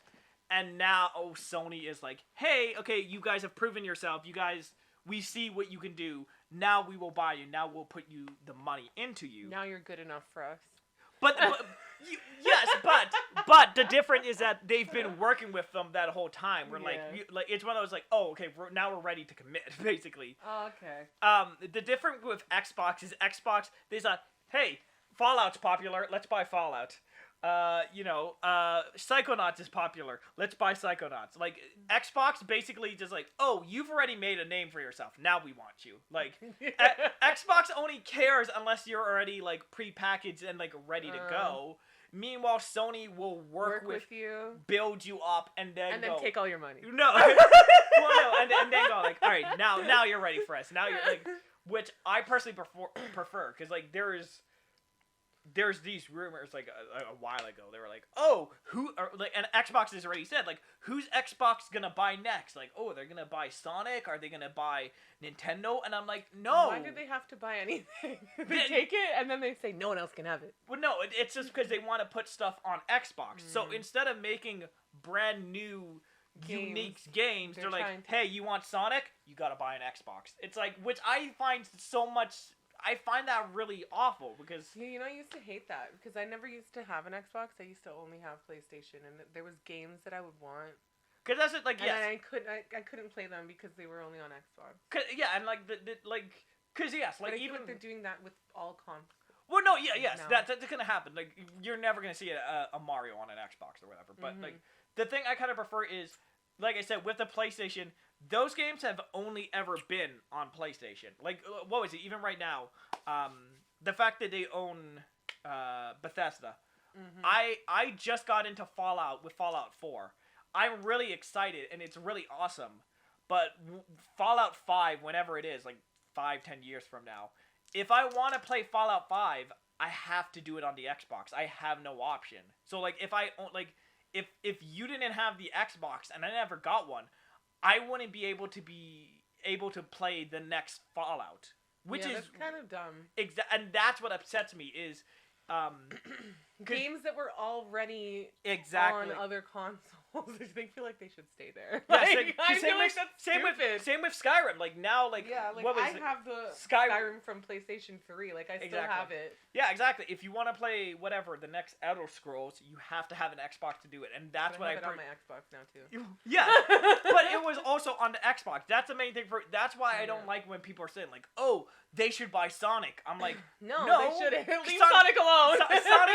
Sonic's been everywhere. He's on all this other stuff. If you limit him to just one place, I think that really hurts it. Yeah, I feel like it's not. You're kind of like lessening your audience. Yes, so that's the thing. Is like, I know some people are gonna be upset that Sony bought them. And it's like, oh well, but whatever. Like, there's always someone upset. They were already working together. They've been together like long enough. Like I think they've proven that they'll you can at least understand what that partnership is gonna look, as opposed to again stuff like Skyrim or Psychonauts, where it's like, all right, we bought you. I don't know what. I guess you're my husband now. I guess I'm supposed to love you. Okay, yeah, cool. Because what was it? Because even when we watched E3 together, it was very weird. Like when the guy came out and he was talking about Starfield, he was just like, it didn't feel genuine to me. You know what I mean? Yeah. Because he came out and he was like, Xbox is this, Xbox is that, Xbox is fantastic, Xbox is great, I love Xbox, there's not a gun to my head, Xbox takes care of me, Xbox treats me well, please bring back my children. Like, it didn't... Sounds coarse and exactly. kind of like it wasn't. It didn't feel like he wanted to necessarily say it, and it's just like, hey, we own you, remember, like, say that. It's like, remind people how much, like, we own you. So, that's the main thing for me, is it doesn't necessarily feel like a partnership. They just bought them, and I personally don't agree with that. But that's just me. To each their own. And speaking of Sony buying people, they add a PC porting developer to PlayStation Studios, and this comes to us from Polygon.com by Michael McWhirter? McWhirtor. Wartortor. Wartortor. Worcestershire. PlayStation Studio appears to be stepping up its Windows PC porting efforts thanks to a new addition to the PlayStation family. Heads of PlayStation Studio Harman Host announced on Thursday that Sony has acquired Nixis Software, a technical developer based in the Netherlands whose credits include PC porting and optimizing games like Marvel's Avengers, Deus Ex, Mankind Divided, and the modern Tomb Raider trilogy. Sherman Host said, I respect Nixis and am excited for this very experienced team to be part of the world-class development community at Sony Interactive Entertainment. They have a passion for improving games and for delivering the best possible experience for gamers. Nixis will be a strong asset for anyone across PlayStation Studios, helping our team focus on the most important goal, which is create unique PlayStation content at best possible quality. So Sony Interactive Entertainment has been expanding into PC in recent years, bringing previously PlayStation exclusive titles like Horizon Zero Dawn and Days Gone to Windows, and a PC version of Uncharted 4 and Ghost of Tsushima are also reportedly in the works. That's the kind of... This one's kind of less interesting because it's like, cool, they're like a technical... They're the guy who just... They're the guys who run the back-end stuff, like the coding, the networking, all that other software. Like, it's a bunch of stuff it's like, that I don't have, like... Exactly. I'm like, okay, cool, that's good for you. I'm glad you did that. The one thing I will find interesting is, as they note, is that they're more focused on PCs and computers.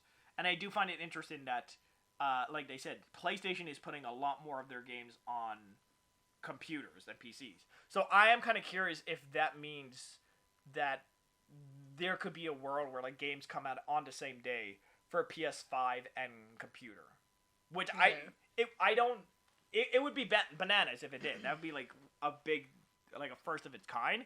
Mm-hmm. I don't think it would, but maybe like the turnaround would be smaller. Like instead of having to wait a year and a half, maybe it's like 2-3 months. You never know. Yeah, again, it's one of those. We'll have to wait and see. But you know, I'm all for people playing these games however they can. Like I said before, like it sucks, but like if people are like, hey, I can play it on my PC or this other stuff, that just means more people are gonna play the game. More people are gonna enjoy I love it. PC gaming. It's been a long time since I've played on a computer, but I used to do it all the time. That was my go-to. Excuse me. Our next story, as I catch my breath, is just a quick rundown of everything that was shown at the State of Play earlier this month, and this comes to us from pinknews.co.uk by Ed Nightingale. So I'm not going to do every single thing because I actually did a live react over with the fine folks over at Penultimate Conquest. You can find it on Twitch. You can find it on YouTube, where I just did a reaction break. I know I talked about it. I'm sorry. That was 2 weeks ago. I can't remember what happened this morning for breakfast. So we're not going to go into it, but we're just going to go through some of the stuff. So they showed Deathloop, which is really cool. They showed Death Stranding Director's Cut. They showed Lost Judgment, which is like a police game. It's really cool. Jet the Far Shore. I still don't know what that game is. Shifu actually is really cool. Every time you die, your character ages by a year, but they become older and wiser over time, like Kung Fu masters. Eventually, though, you'll be too old and you'll be forced to restart. So I guess that's that cool balancing act of like, don't die too much. well, yeah, that you're young and you're weak, right? But if you die and become older, you're more experienced, more but wiser, you're slow, but, yeah. and like you're like an old It's man. definitely a very interesting concept. I know. For sure. I'm very excited. I doubt it'll be a PlayStation Plus game at launch, but I would love to try it. They also did Moss, the little VR thing with the... the little mouse. Yeah, exactly. Yep, they're doing book That was cute. 2. I know, I watched it, remember? Yeah, exactly. Well, yeah. Yes. And then they also did Arcageddon, which is just an online shooter. So, Fist, which is this furry game where, like, you just play... Oh, that's all I remember. It's a furry game. Yeah. No, all I remember was, okay. like, there was robots, animals... And there was like a sexy bunny and like an army walrus. That's you telling me something here that I should know? Sexy bunny. And the last one is Hunter's Arena. Hunter's Arena's Legends. And the only one I know, it's a 30-player battle royale featuring magical hunters fighting demons, and it will be available at launch on PlayStation Plus for free, which is actually next month's game, which is cool. But yeah, so all in all, I guess it was cute. I enjoyed it. Again, if you want my in-depth breakdown, go check out that video. Penultimate Conquest. On Twitch, on YouTube. Twitter, all the fun places. All the social medias. I guess the main thing for me was people go into these things where, like, you know, they go like, hey, we're going to talk about, like, 5 games, and we're going to talk about 5 games for, like, 20 minutes. And people are like, they're doing Spyro 4, they're doing, like, Uncharted 7, they're doing God of War 8, and it's like, no, they just said they're talking about a few games. They're like, they're doing Ratchet and Clank 17. It's like, no, guys, just, okay, like, maybe just chill. One of those, okay? One of those. Breather. They're like, no, they're doing all of those. They're gonna make me a sandwich. They're gonna bring... People, I feel like people like to, like, build themselves up for disappointment. And that's the biggest thing I've argued with people. That was it was a good showing. You had the Sifu game, you had the Moss game, you had the Deathloop. It was good. It was cool. It was in, it was out, it was solid. People's big complaint was just like, well, okay, God of War wasn't there. The Horizon wasn't there. But, like, they never said it was gonna. Exactly. So, like, but they're like, well, there needs to be a big massive, like, oh, knock my socks off game. And I'm like, why? Just enjoy the games that they are showing. Like, yes, sometimes they will have that. Sometimes it's just like, it's going to be this random, obscure stuff where it's like, oh, okay, I'll check that out. I'm kind of interested. Not everything's going to be everything a has 10. to be, like, extreme all the time. Like, yeah. No. But yeah, so not much more to say. Plenty to look forward to in the future. I enjoyed it for what it was. I guess the main thing for me is oh jeez, I did that backwards. I totally missed the news story. I apologize. It's okay. Well, I'll do that after. I guess the big thing for me is actually, oh, that's a perfect transition, and I totally planned that. The big thing for me is we don't have any real kind of idea about what games they're doing in the fall. And that's because a lot of games have been delayed recently. So we're just going to quickly go over all of them. The first big one was Riders Republic. It got delayed. Originally, it was supposed to come out February 21st of this year. Mm-hmm. It got delayed to September 2nd. And then it's moving from September 2nd to October 28th. This is the one, the... COVID delays? Well, that's part of it and other stuff. This is the one, the sports biking one where, like, you can do the mountain biking and the skiing and the jet, like, it's cool. It looks fun. It's not my thing. Exactly. It's one of those things. It's always sad to say it's one of those things. If they offer it to me for free? Exactly! If they offer it to me for free, I'll check it out.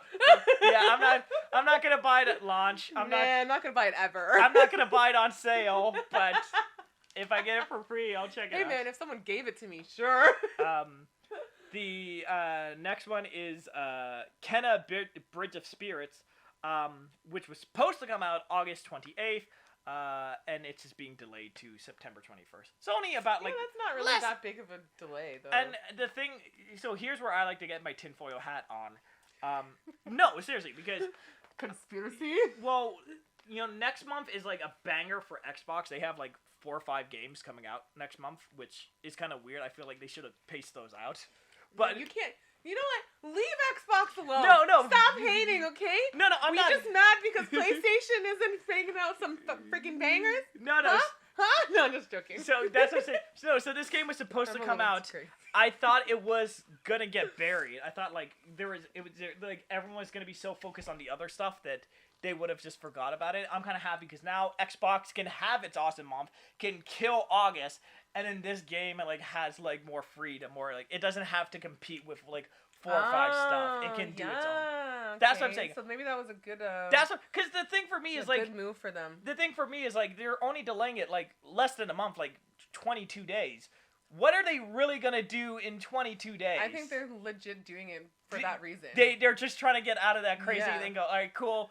We would get buried here. We want more hype for our exactly because that's the main thing. Like if it was delayed 4 or 5 months, I'm like, okay, you need to work on it. You're clearly something's wrong. You need time to fix it. Like when you're delaying it like less than 4 weeks, it's like something's going on here. Like right? They figured out. They're like, wait, no, Xbox has a lot of drops. Maybe we should push this back a little bit. Exactly. So yeah, it sucks. Or excuse me. And the last one and the big one, Horizon Zero or Forbidden West, was delayed from 2021 to the first half of 2022. That's a big delay. Yeah, see, that's one where it's like... They were like, clearly they had a lot of issues in that game or something. Yeah, they were like, yeah, we're not making... Well, like, They don't want to pull Cyberpunk. Well, yeah. that's the main thing. Is like, I think after Cyberpunk, so many... like legitimately, whenever a game used to get delayed, people would get mad. They get upset. They're like, "You're like after Cyberpunk." They're like, "You know what? Take your take your time. Yes, we'll understand." Yeah, people are like generally more understanding. Like, okay, cool. Take the time. We understand. I'm upset. Do what you got to do. I'd rather have a good game.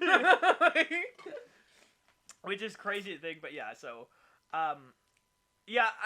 because that was the crazy thing was like they never even gave a month. They're just like sometime. Yeah, just sometime in the in first part of 2022. No, for 2021, they're like, it's coming out sometime this year, and then we got to like June, July, and people are like, So about that game. yeah. You're like, let me get back to you. Let me get back to you. Oh yeah, okay, next year. Yeah, next year. Sorry. Yeah, so it's one of those things. Honestly, it sucks. But it is what it is, homie. Yeah, it's gonna be. It sucks that there's nothing like really this year for the fall. But I guess it gives Xbox time to shine. Exactly. Yeah. It's just, you know, the one good thing is that God of War is also supposed to come out this year, and all we have is like a logo right now. So I feel like it's not making. Not coming out this year. But the good thing is that means we're getting God of War and this game both next year. So which means, you know what? PlayStation's gonna bang it out yeah, next exactly. year. They're gonna have to take a few months, just take their lumps, and then come back swinging next year. Mm-hmm. It sucks. It is what it is. Exactly. Hi guys, Future Vinny here. Just doing a small little update thing that I just noticed while I was editing. Again, normally I don't like to report on rumors and speculations and whatnot. And when I included the original Horizon story, I had assumed it actually was real because I'd seen multiple outlets reporting on it. And it turns out that it's actually just the initial rumor was from Jeff Grubbs, and then it was later confirmed by Jason Schreier of Bloomberg. So Sony officially themselves has not delayed the game. It's just multiple sites are reporting on said delay. And we're just waiting for official confirmation. So make that of it what as you will. There's still a chance it could come out this year. But with so many different places reporting on it, I felt that it was a guarantee enough that it might be delayed. But if not, worst case, we will report on it when Sony officially delays it. And one small addendum, I don't know why I had a small brain, my brain was put in. God of War has been delayed to next year. So right now, the only thing left scheduled for this year that's been formally announced is Horizon Zero Dawn. And we will see if it can, in fact, make it for 2021. But just all that out of the way, let's get right back into the podcast. Our last two news stories. You know what? I'm gonna go with the other one first. I'm gonna sweep it around. This is my. Technically, that is okay by the rating board, but we're walking on some dangerous turf here. I've already had to censor you twice. Like, stop. You said I was allowed one F. And I only did one. Okay, for the record, I was explaining that to in context. Like I'm bleeping all of them. But. Okay, fine. Bleep them all. Yeah. I only did one F. Actually, we're semi late, but I was talking to my mom about this because we were watching this like documentary on Dirty Dancing the other day. Yeah. And something I find interesting about at least the way movies do it is you submit your movie and then they give you a rating, right? Mm-hmm.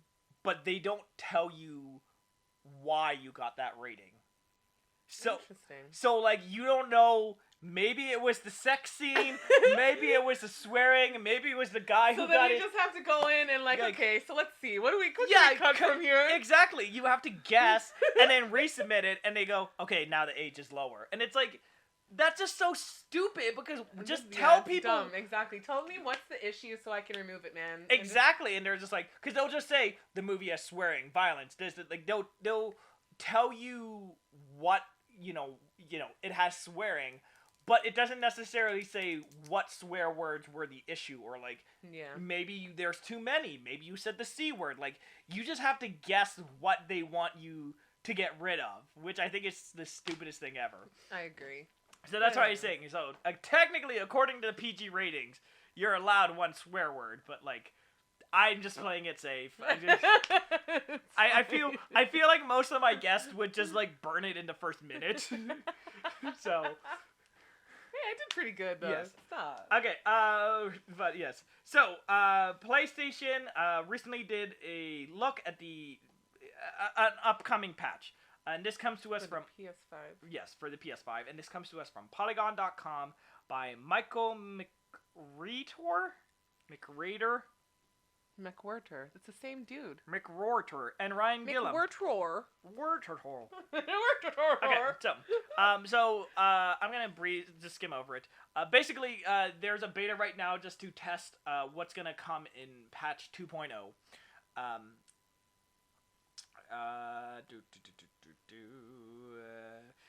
Yes, a version of 2.0 is now rolling out to select users who have previously opted into Sony's beta test program in the US, Canada, Japan, UK, Germany, and France.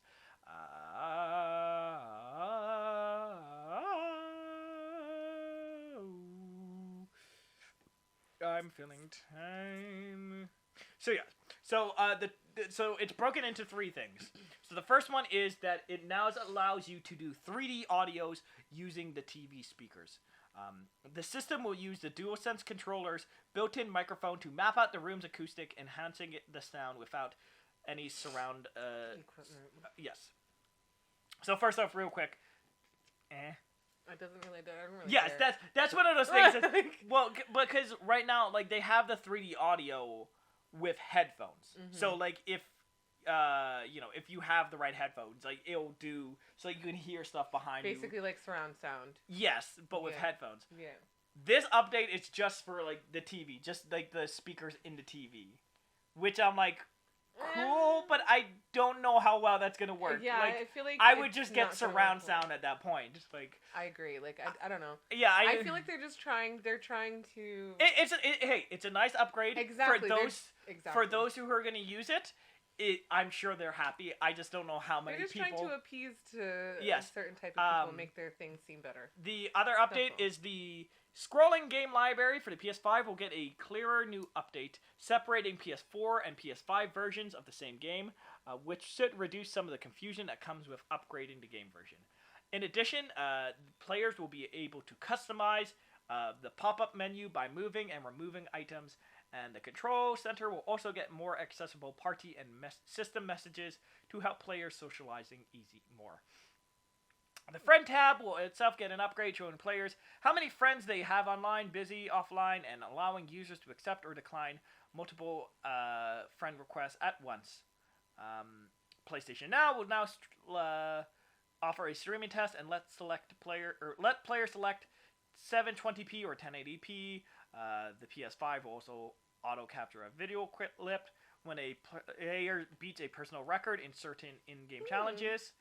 Players can now offer leader accolades to their friends. And finally, the trophy tracker feature lets the user select up to 5 trophies in any given game that will appear inside the control tracker for easy access.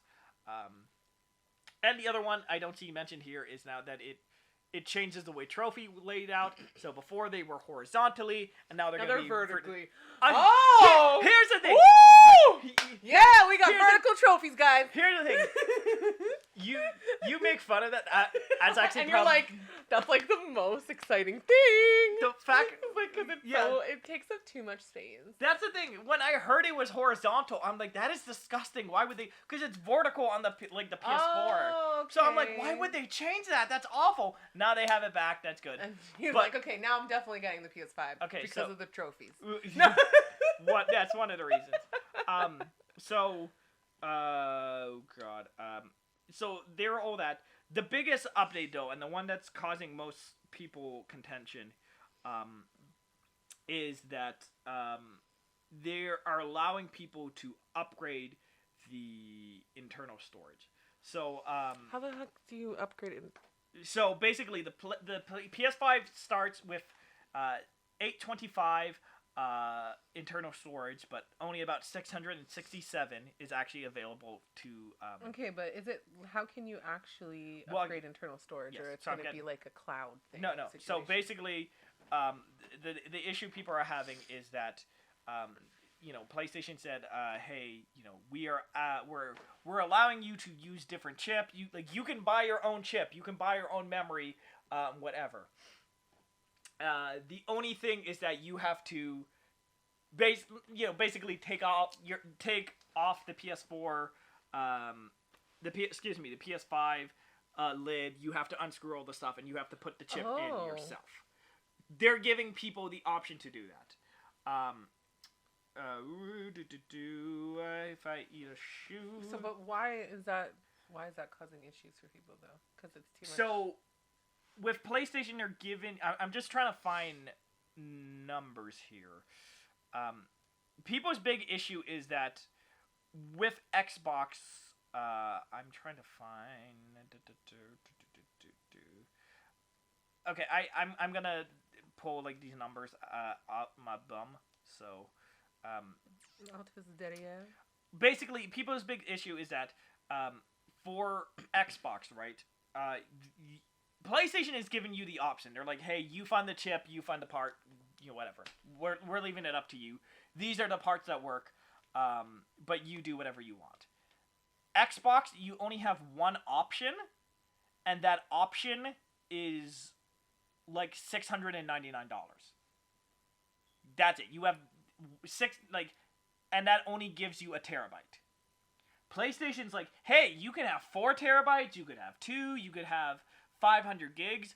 You can do whatever you want to purchase and put but in it's based off of the individual thing. And also, you have to take, like, Xbox, you literally plug it in like a USB, and then that's it. You're done. PlayStation, you have to take off the lid, put in the thing yourself. So there's pros and cons to both. Yes.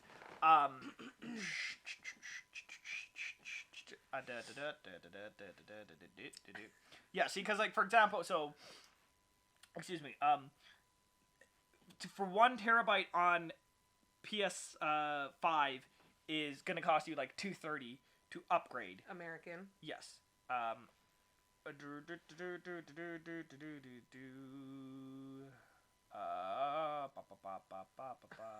Yeah, see, like, sorry, I'm just looking, because it's saying, like, you also get 500 gigs for $115. But meanwhile, the Xbox is, like, $250, $260. So it's one of those, like, Xbox is more expensive, but it's easier to use. I was fine with that, because I'm like, let's be honest, only dorks are going to be opening their PS5s. They're only the hardcore people are gonna take the time. Now, from what I've heard, people have said, like, it's literally 2 screws. You take this, and it's done. But even still, like, normal people are not going to take apart their consoles. I'm like, okay, it's annoying, but they're giving you options, things, other stuff. Apparently, people are upset because they just wanted that plug-in thing like Xbox had. Oh my and they're complaining because they're like, well, this is too complicated, this is too hard, I don't know how. Again, we weren't dating at the time, so actually, this is actually super crazy. Because you've seen the PS5, you know how, like, weird and wonky it looks. People's initial complaint with the PS5 was, to get it to stand up vertically, you have to attach it to a base. And they include the base with the PlayStation, but they don't include a screwdriver. And people were complaining. No, I'm not. You're lying. And people were legitimately complaining because there is one Phillips head screwdriver, and they're like, well, Sony, how am I supposed to use this? How am I supposed to attach? Doesn't everyone have a freaking screwdriver? You can go to the dollar store and get a screwdriver. Yeah, like, it's not just some, like to complain. Yeah, I it's swear. not some fancy one. It's not like the Star one or like the iPhone one where, like, you have to have an iPhone technician do it. It is a normal Phillips head screwdriver, and that's all you have to do is go boom, clock, and then they're attached. And it's there. Oh my gosh, people. But yes, same with this new thing. Apparently, you don't need any special tools. A Phillips screwdriver will be fine. You literally just take out the part, put the new one in, you're done. Again, the thing for me is they're gonna do a fancy version of the PS5 in a few years with more memory, better. They always do the upgrade version. Yes, they always do that.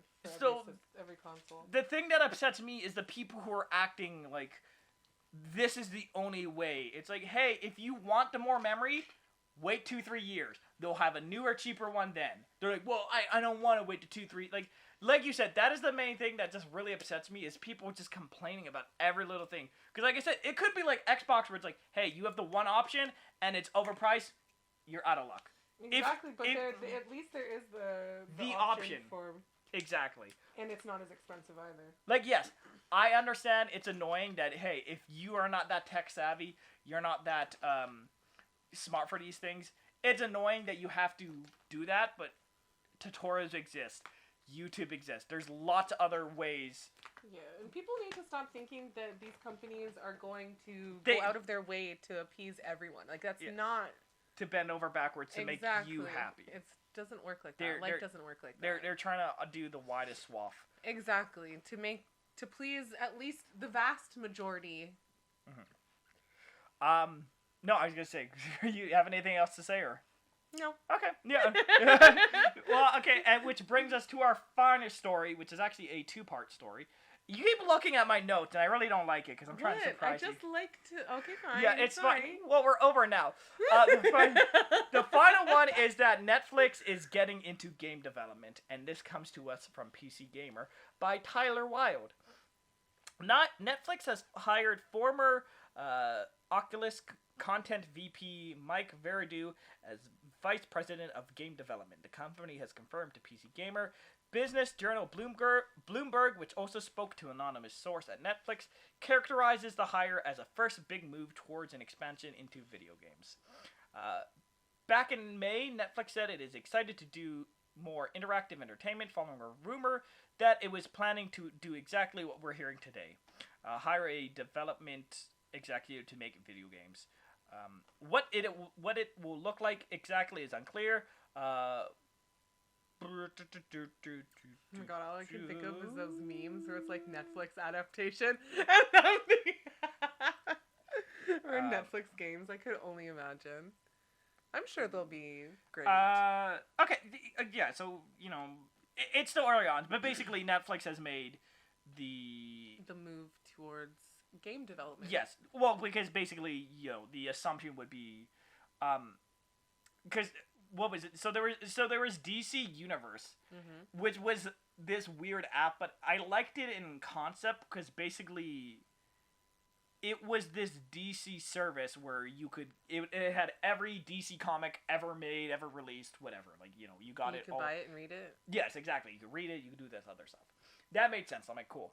The part where it gets weird is that not only did they have comics, they had every DC cartoon on it. So you could watch shows and read, watch shows. You could, watch shows and read the comics. And that's where it got weird to me, where it's like, okay, I'll take one of you, but I don't want both of you. Like the same show for the comic of the show? Well, no. So I'm just saying, for me, if I'm gonna watch, let's say, Batman, I'm not gonna read the comics. But, if I'm reading the comics, I'm also not gonna watch the show. Because that's where, what is it, Titans came from.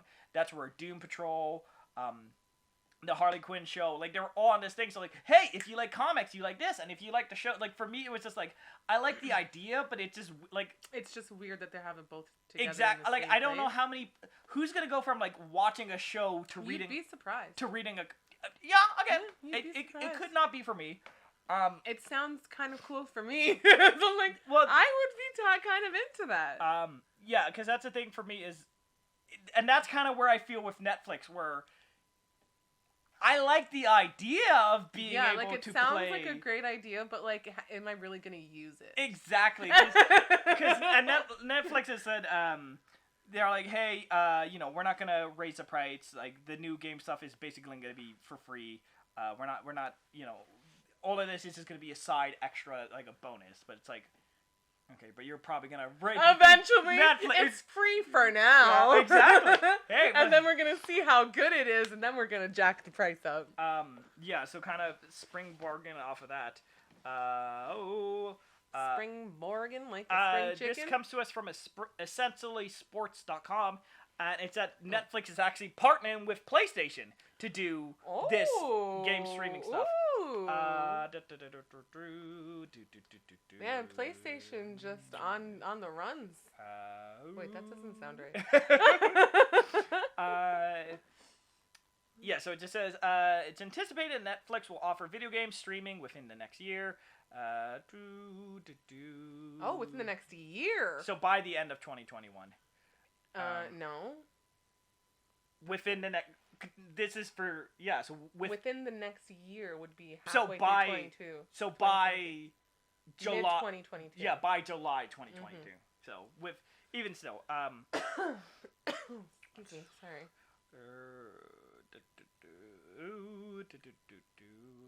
I'm just looking. in the bum. Oh, oops. Was that? No, that's fine. Okay. Like, are we censoring that? Okay, so it doesn't really. It doesn't go into more. So yeah, I just want to add that out. So that tiny little caveat. Snippet. Yes. Said. What was it? Because right now, and I was talking to some other people offline. Okay, those are like the. She's like looking at my phone like, yo, who's that woman? When it's just a news story. It's like I think she's an Olympic athlete. Oh, who's that girl? I know. So the thing I was saying is that it's actually kind of interesting if you think about it, because first off, years ago Netflix, it was very interesting. Like when Disney Plus got announced, Netflix, like, they put like all this money into anime and all this other stuff because they were like, hey, we're not going to be able to compete with Disney in terms of their family content. We just can't do that. Yeah. So we're going to go on the other end, and we're going to make a lot more adult content. So that's why they've been doing. Which I think that's fantastic. Yeah. Good for me. Because that's why they did what was it? I don't know the name. Addon Zero, whatever, like the Fairy Tale Show and Beastars, like that's why Netflix is like constantly being pumping out, because they're like they like, look over like the last couple years, the anime on Netflix has been way more. Yeah, because they made that commitment. They're like okay, we can't beat Disney in family content. Disney's not going to do anime, so we're gonna appease the degenerates. Yeah. No, so and then it's kind of interesting that in the last few years. Obviously, The Witcher was huge for them. Like, Witcher did big. Castlevania was really big. They have the Resident Evil show, which I've heard mixed things about. But, like, they're doing a Splinter Cell show and Interesting. They just announced it. Oh God. Oh my goodness. I'm sorry, I don't know to help you. They're doing a Monster Hunter show. They're doing a lot of video game stuff. So that's what I'm saying. So like initially it seemed like weird. It's like, why is Netflix getting into? But like they're really kind of also leaning more. Not just the anime, also the gamer side stuff. Where like they're doing all these gamer projects. Opening a door. Oh, there's a rumor recently that they're doing the Pokemon show. Oh, I saw that. Yeah. Yeah, so that's a rumor, or is it like, I thought it was right now they just said like legit that they're doing and it's gonna be like Pikachu Detective. No, right now like nothing's official. I read that's what I read, so I don't know. Basically, this company said like, hey, we've sent our script to Netflix. Oh, yeah. Like they're hoping they're gonna pick it up. Exactly. So that's the thing I find interesting. And at first, it's like, it seemed weird, but like. I'm like, okay, like Netflix, and that's when you talk about like Netflix and gaming, that's weird. But then if you're like, hey, you love the shows, no, generally, because it's like, hey, you loved Castlevania the show. Here's the game. Here's the game. Play the game. It actually makes sense when you think Here's of it that. Hey, you like the Witcher show? Hey, come over here. Play the game. You like Resident Evil? Play the game. So like it all kind of starts. It actually is making sense. It's kind of starting to mesh together. Exactly, and like Netflix said, like, because what is it? There's a lot of like they've made like a few Stranger Things shows. They did a show on the Dark Crystal for some reason. I know, I saw that. I was like, what the hell? So, like, it's one of those things, like, Netflix... I so, didn't know that was a thing that people wanted back. But, yeah, everything's... everything's coming full circle. Exactly. So that's the thing for me is, it's still early days. I will still see what happens. But, like, it's not as weird as I first thought it. It's still weird. Like, I don't... The more you think about it, though, you're like, you know what? I can kind of see it. I like the direction they're going in. Let's see how they... Because that's the thing is, like, as Netflix has basically kept raising prices and doing all this other stuff, like... You're curious to see how it's going to change people have always said, like, oh, it's not worth it for Netflix anymore. So the main thing for me is... games aside, no. So if Netflix could add anything, whatever, what like for the price Netflix is now, what would you need them to add to make it worth that price? Because right now I think like I have like the premium and it's like $18-19 a month. Yeah, that's what I used to pay. I don't pay for Netflix anymore. But I don't know. I personally feel like Netflix is worth it. Yeah, I will agree. It's expensive. There's no But I feel like there's a lot of shows, a lot of movies, a lot of good content on Netflix, and yes. I'll pay the price. I think people's big issue is that they remember Netflix from when it was like $10. $10, but there was and it also had everything because there was no other streaming. That's the thing. It's like, oh, it had The Office and like. But you now see, that like they might have had everything, but at the same time, they didn't have anything original. It was just old reruns of shows. As with everything in life, prices are going to rise up. Like, especially when there's more competition, there's more this, there's more that. They're getting bigger names, doing movies with them. They're getting more popular. It's just par for the course. Mm-hmm. And if you're not about it, don't pay for it. Honestly. But yeah, so we'll have to see what. I'm generally excited to see what they do. Like, yeah, I'm definitely curious and interested to see where it goes. The main thing for me is, like, I guess it all depends on how competitive Netflix gets, because if they raise the price for it because of that, then I'll be like, no. I feel like they should make it as like an option, maybe an add-on. Exactly. If well, you can want see it, exactly. Well, no, I was gonna say the main thing for me is, like, if they keep it small and it's just like, hey, we have 80 games, right? Like, we don't have this big library. We just have a few games, and like it doesn't increase your thing. But like if they try and go up against like PlayStation and Xbox, no, I feel like they're not gonna fall short. Exactly, they're not gonna be able to keep up with them, because it's gonna be like Netflix is like, hey, here's this old, Witcher game from 10 years ago, and then here's a new Mario or a new like Ratchet. I wonder if they're going to create original games. Oh yeah, probably. You have to imagine. Like, yeah, I think it's gonna be like basically like base Netflix, that they'll probably have like a few classic games, and then they'll use the success of that to make their own ones. Yeah, true. But yeah, we will just have to wait and see. But that will pretty much do it for this episode. You did it. You made it to the end. I hope I did good. And like, yes, I'm super glad I had you on. But same. before we go, we're just gonna do a quick.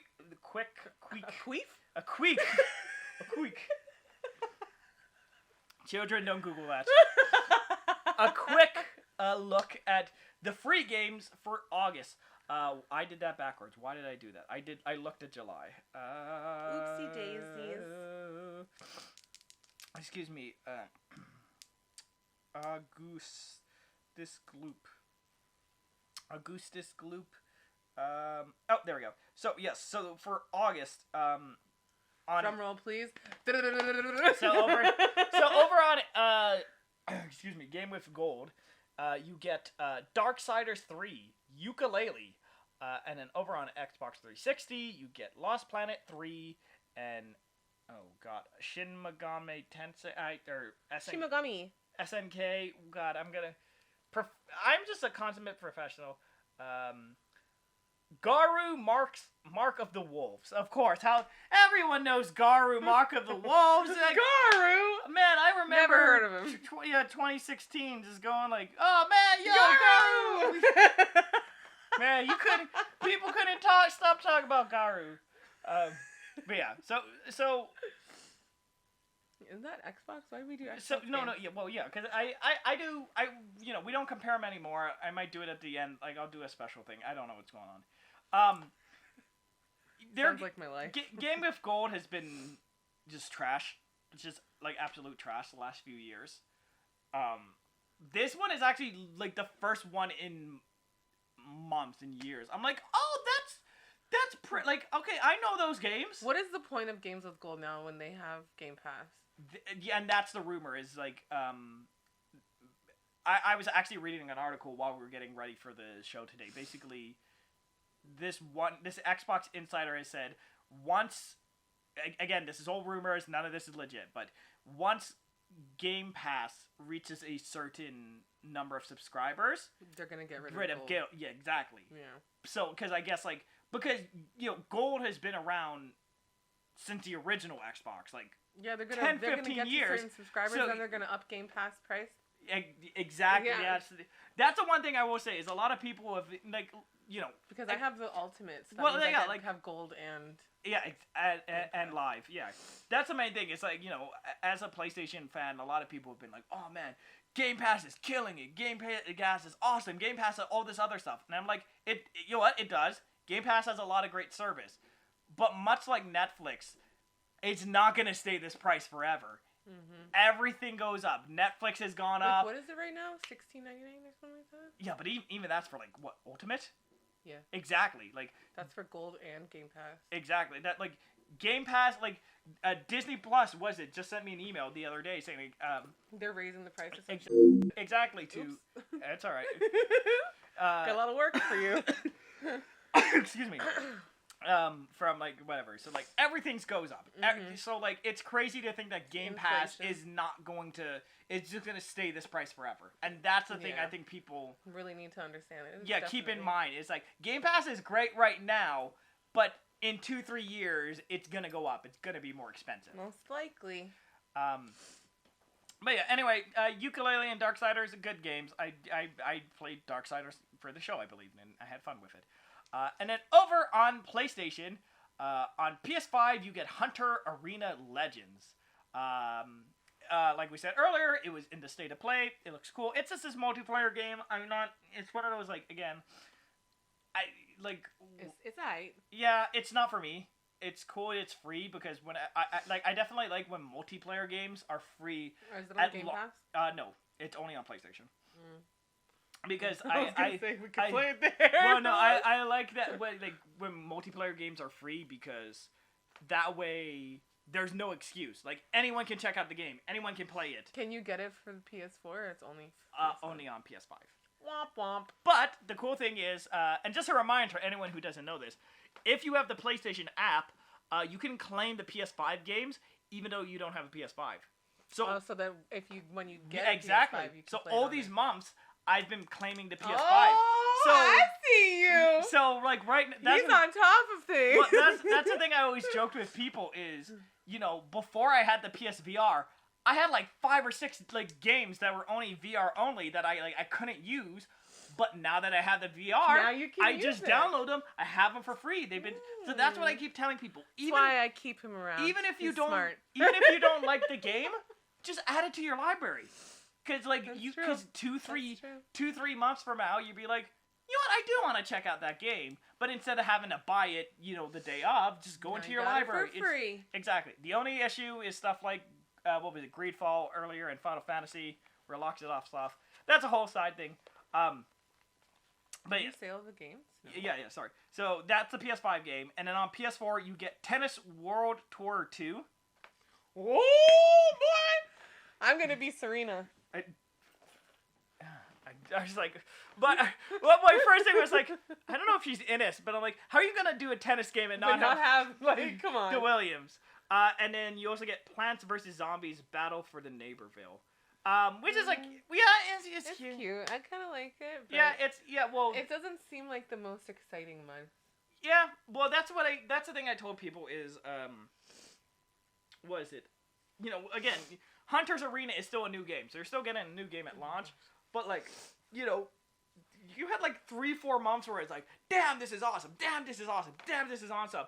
And now we're getting into like, okay, that was alright. That was alright. Like, but you can't always have it awesome, exactly. Awesome. Yes. I'm sure. And there still could be some people out there that are like, yeah, man, I can't wait for tennis. This. Right? This is my last month was wrestling. This month is for the tennis. What? Yeah. Like, you know what I mean? So we might not be too thrilled about it, but there's people out there that are probably really excited. So yeah, it's one of those things. I think yes, it's definitely a weaker month.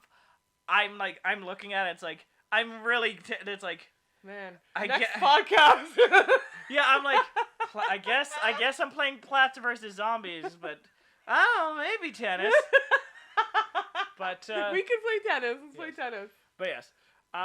So that will do it. So yes, thank you, Hutton, for coming on, for just ranting and screaming. I actually really enjoyed it, and I want to do it again. Yeah. You're like, I'll come back. I'll play tennis. Right? Yeah. I'm playing it.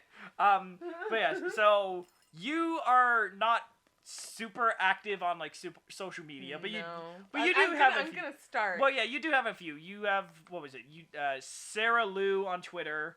Sarah Lou on Twitch as well, but it's something like that. It's there somewhere. I guess the big one.